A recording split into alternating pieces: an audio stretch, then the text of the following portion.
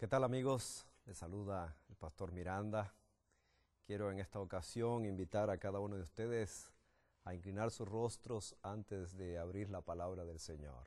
Oremos. Nuestro Dios y nuestro Padre, estamos delante de tu presencia, acá deseosos de escuchar tu voz, deseosos de que nos hables, deseosos, Señor, de tomar las mejores decisiones de nuestra vida. Por ello, imploramos pues la presencia de tu Espíritu Santo con nosotros. Y permite, Padre, que a través del estudio de tu palabra, cada uno de nosotros seamos impactados con el poder de tu Espíritu Santo, de modo que nuestras necesidades sean satisfechas, que nuestras dudas sean disipadas. Pues te lo pedimos confiados en que harás tu voluntad. En el nombre de nuestro Señor Jesucristo. Amén. Nuestra reflexión en esta ocasión la hemos titulado Lejos de Dios. ¿Se ha preguntado usted cuántas lecciones habrá querido enseñar el Señor Jesucristo con ese discurso denominado la parábola del Hijo Pródigo? ¿Se ha preguntado usted alguna vez a quiénes está dirigida esa parábola? ¿A los que se pierden o a los que no son felices dentro de la casa de Dios? ¿Se ha preguntado usted por qué razón se habrá ido de la casa, del hogar de su padre, ese hijo menor del discurso de Cristo? Y en esta ocasión vamos a plantearlo de la siguiente manera. Quizás este muchacho menor tuvo un disgusto con su hermano mayor. Ese disgusto en la mente y el corazón de ese muchacho trascendió probablemente en amargura, y esa amargura se convirtió en resentimiento, y ese resentimiento llegó a convertirse, a transformarse en rebeldía. De manera que este joven decidió castigar a su hermano mayor, y lo hizo yéndose a una provincia apartada allá a lo lejos, sin darse cuenta que al mismo tiempo también castigaba a su padre. Desde este punto de vista, la parábola nos presenta un problema de relaciones humanas y de relaciones divinas. Es decir, un problema de relación con los humanos, es decir, con los hombres, con las mujeres, y una relación con Dios. He allí el problema desde este punto de vista. Y por supuesto, viéndolo también desde el punto de vista de una enfermedad que se posesiona del ser humano, que a decir verdad, como dijera el predicador Salín Japas, es una enfermedad de las 3 R's, es decir, el resentimiento, la rebeldía y el remordimiento que llegan a apoderarse del corazón y de la mente del ser humano frente a algún descontento. El resentimiento es una resistencia en contra de alguien. Al respecto, déjame decirte que tú no necesitas, no debes permitir que tu felicidad se destruya por la insolencia de una persona, de un individuo. Frente a cualquier ataque, la actitud mejor que debemos adoptar es una actitud positiva. Eso es siempre lo mejor. Porque la actitud positiva hace que la persona se proyecte hacia afuera. Y la actitud negativa hace que la persona se concentre hacia adentro, hacia el yo. Y cuando el yo es ofendido, el yo se defiende odiando. El odio trata de destruir al enemigo, pero al intentar destruirlo, lo que sucede es que se destruye a sí mismo. Mientras que la rebeldía es una resistencia hacia un pasado irreversible, es la no aceptación de acontecimientos desfavorables que nos pasan en la vida. Y a todos los seres humanos nos cuesta comprender el significado educativo de esos acontecimientos desfavorables, de esos acontecimientos contrarios a lo que quisiéramos. Y la persona que se resiente de su pasado deberá superarlo, pero no lo debería superar quizás simplemente rechazándolo o simplemente renunciando, sino simplemente aceptándolo, aceptando la realidad. De esa manera entonces, cuando llega el momento del perdón, el perdón no cambia el pasado, pero sí cambia el presente y nos abre una puerta maravillosa de esperanza para el futuro. Ahora, por otra parte, el resentimiento, en el caso de este muchacho menor que abandonó el hogar de su padre, el hijo pródigo, como se le llama al discurso de Jesús, podríamos decir que fue su salvación, porque él fue a su padre y dijo: Padre, he pecado, y esta es la solución justamente para ese síntoma del resentimiento. Así que la enfermedad del remordimiento, resentimiento, rebeldía, a muchas personas y especialmente a los jóvenes, como en el caso del joven menor del discurso de Jesús, lo lleva a querer la libertad, pero una libertad sin asumir responsabilidad. Los argumentos del joven menor del discurso de Jesús, o sea, del hijo pródigo, eran: esto es mío, yo quiero ser yo mismo, yo no quiero ser el niño mimado de mi mamá, yo no quiero que mi papá me esté mandando para aquí, para allá, yo no quiero ser el sirviente de mi hermano mayor, así que yo quiero ser libre, yo quiero ser una persona que goce de libertad, decía el hijo menor. Y cuando él salió de su casa, yo casi puedo escuchar sus gritos diciendo allí mientras corre por la calle: yo soy libre. Pero el pródigo no fue tan libre como se lo imaginaba. ¿Cómo lo sabemos nosotros? Bueno, muy sencillo. Sencillamente él necesitó la lejanía, él necesitó el anonimato, él necesitó las bebidas alcohólicas, él necesitó las mujerzuelas, él necesitó las drogas, él necesitó el dinero, él necesitó la discoteca, él necesitó el vicio. Y por lo tanto, es cierto que consiguió cierta autonomía y la consiguió por un poco de tiempo, pero no tuvo libertad genuina. Porque al salir de su casa, él quedó atado, quedó encadenado, llegó a ser dependiente de las cosas. En realidad, se convirtió en un adicto y en un esclavo de las circunstancias, esclavo de los vicios de pronto. Recuerden, queridos amigos, que la única libertad genuina es la de Cristo. Y esa es una libertad con límites. Quisiera invitarlos a abrir sus Biblias en San Juan, el capítulo 8, versículo 31 al 36. Allí justamente nos habla de esta libertad que es solamente en Cristo Jesús.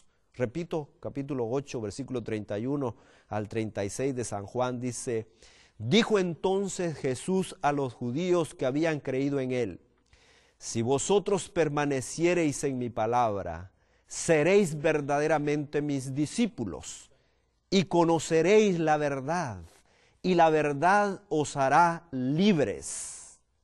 Le respondieron: linaje de Abraham somos, y jamás hemos sido esclavos de nadie. ¿Cómo dices tú, seréis libres? Jesús le respondió: de cierto os digo que todo aquel que hace pecado, esclavo es del pecado. Y el esclavo no queda en la casa para siempre, el Hijo sí queda para siempre. Así que, si el Hijo os libertare, seréis verdaderamente libres. Maravillosa es la palabra del Señor, enseñándonos pues que la verdadera libertad solamente se encuentra en Cristo. Si permanecéis en mi palabra, dice él, seréis mis discípulos y conoceréis la verdad, y la verdad os hará libres. La libertad, queridos amigos, la libertad en Cristo es una libertad con límites. Y toda verdadera libertad tiene límites. La libertad física tiene límites. La libertad política, la libertad de cátedra, la libertad moral, la libertad religiosa, todo ese tipo y clase de libertad tiene límites. El universo entero, es más, nos grita en alta voz que hay normas, que hay principios, que hay leyes que determinan los límites de la libertad. Muchos creen en la actualidad que las leyes desaparecen cuando se las ignora. Piensan que se puede frenar al Padre viviendo lejos de Él. Y algunos creen y piensan que si viven en el anonimato no hay juicio, y que si entierran la cabeza en las drogas o en los vicios o en cualquier otra situación, entonces el peligro desaparece. Algo así como lo que hace el avestruz, que entierra su cabeza, ¿no?, para esconderse. Por supuesto, están completamente equivocados, porque el Evangelio, la palabra del Señor dice que hay límites para nuestra libertad. Y si tú, mi querido amigo oyente, por alguna razón de la vida, no quieres creer al Evangelio, entonces yo te invito a que creas en las evidencias. Tienes que creer en las evidencias. Tienes que creer entonces en las consecuencias. Tienes que ver entonces en los resultados. El crimen, por ejemplo, la violencia, el SIDA, el cáncer, la contaminación ambiental, las enfermedades venéreas, todo eso nos dice con fuerza y con voz de alarma que hay límites. Y si tú traspasas los límites, sabes a lo que te expones. Otra lección maravillosa que nosotros extraemos de la ilustración relacionada con el discurso de Cristo Jesús tiene que ver con la herencia. En la historia del pródigo encontramos a un joven que pidió su herencia, que malgastó su herencia, que consumió su herencia. Y es que toda vida y toda la vida está conectada de alguna manera con herencia. Quizás herencia biológica, quizá herencia cultural, quizá herencia histórica, herencia monetaria, herencia religiosa, pero toda la vida está conectada con algún tipo de herencia. Somos hijos del pasado y por lo tanto heredamos enfermedades, heredamos debilidades, heredamos tendencias y hemos heredado una naturaleza pecaminosa. Cuando nacemos con una naturaleza pecaminosa. Y muchos jóvenes, inclusive cristianos, podríamos denominarles modernos, están hoy día malgastando la herencia. Así como el pródigo, se les confió a ese muchacho juventud y la malgastó. Se le confió tiempo y lo derrochó. Se le confió dinero y lo malversó. Tuvo su oportunidad y la dejó pasar. Todo, podríamos decir, lo quemó en el altar de la concupiscencia, en el altar del placer. Allí lo acabó todo prácticamente. Los pródigos modernos, creyéndose ricos, creyéndose libres, creyéndose dueños del mundo, actualmente se autodestruyen también. No logran discernir que el pecado es un viaje cuesta abajo, es un viaje hacia abajo, hacia la perdición. Y no logran comprender que cuanto más lejos estén del Padre, entonces más se sucumben, más se quedan inmersos en la desgracia. El relato del discurso de Cristo Jesús dice que aún cuando el muchacho estaba lejos, allá a lo lejos lo vio el Padre. Y la pregunta que surge de inmediato al pensar en la lejanía es: ¿cuán lejos es lejos? No sabemos realmente cuán lejos es lejos. No sabemos con seguridad. Pero podemos, por supuesto, inferir algunas cosas, varias cosas en este contexto de lo que podría significar lejos del Padre. Por ejemplo, hay una distancia de índole física, que puede ser geográfica, es espacial, que se puede medir por millas o por kilómetros. Y de acuerdo con el relato, este muchacho menor, la Biblia dice que se fue muy, muy lejos. Él simplemente tomó su camino y se fue, y se fue, y se fue. Pero allá, a lo lejos, en la distancia, lo alcanzó el amor del Padre. ¿Sabes, querido amigo? Hay una distancia también temporal, de tiempo. Y esa distancia puede ser de 1 año, 2 años, 3 años, 5, 10, 15, 20, quién sabe. Pasó mucho tiempo. Ese muchacho pasó mucho tiempo lejos del Padre. Pero aún así, el amor del Padre lo alcanzó, lo atrajo. Hay una distancia de apariencia. Y eso lo podemos ver ilustrado en la ropa. La ropa con la cual estaba vestido el pródigo era el símbolo de su degradación y de cuán lejos había llegado a estar del Padre. Cuán lejos en apariencia vivía él del Padre. Él no estaba vestido adecuadamente, estaba realmente sucio, maloliente, quizás roto, legañoso, despeinado, inmundo realmente. Y es que la ropa, toda ropa que nosotros usamos, de alguna manera manda un mensaje relacionado con lo que proyectamos. Y proyectamos con lo que vestimos por lo menos 3 cosas, 3 dimensiones diferentes. En este sentido, la ropa es funcional, en el sentido que se adecúa a la tarea que nosotros realizamos. Por ello tenemos una ropa especial cuando practicamos la mecánica, cuando vamos a la playa, etc. La ropa cumple una función.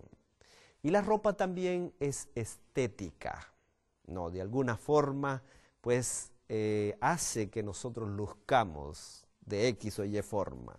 Y la ropa cumple también con la dimensión simbólica.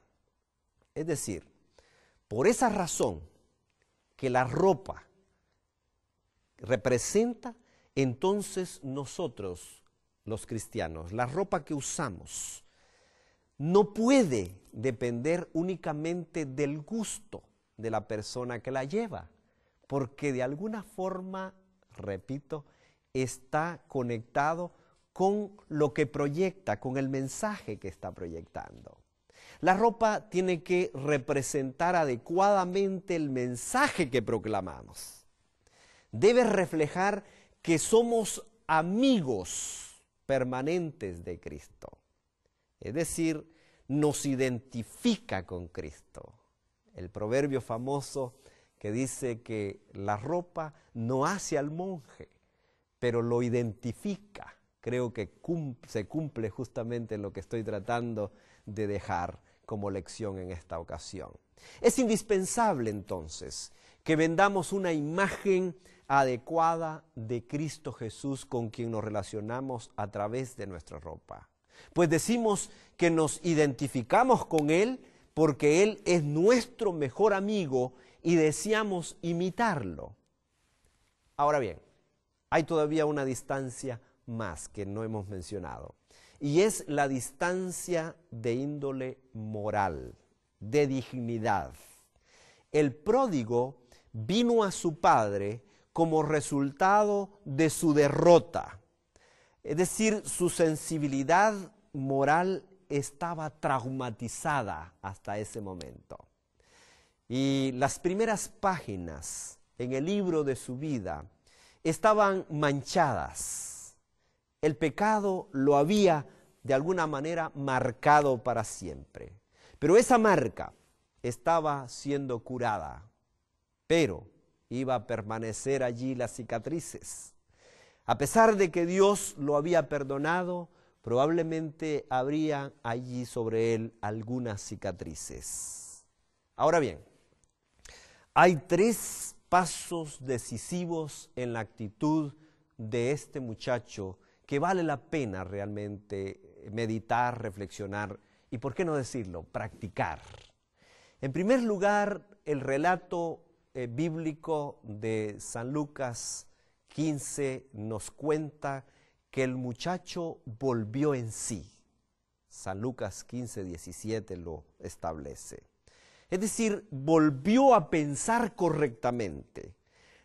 Y mis queridos amigos, nadie piensa correctamente sino hasta que se encuentra con Cristo, hasta que se liberta de los prejuicios, hasta que queda libre de los vicios, hasta que queda libre de esas situaciones que lo atan y lo hacen sentirse vacío. Hasta entonces es que finalmente puede una persona sentirse verdaderamente libre.